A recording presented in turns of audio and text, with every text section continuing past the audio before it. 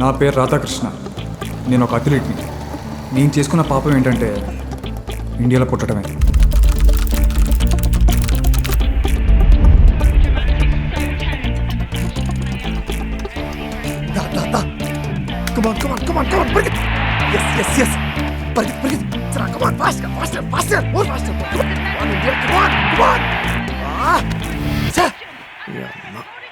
ఒక్కసారి గెలవరండి వీళ్ళు.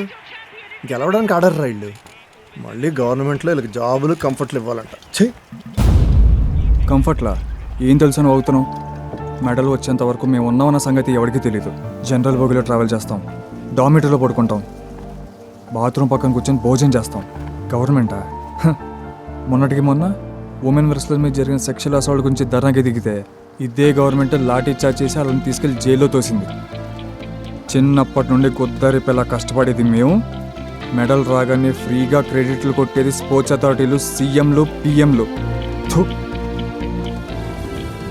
అందుకేరా ఇండియాలో పుట్టినందుకు సిగ్గుపడుతున్నాను. పాంచత్.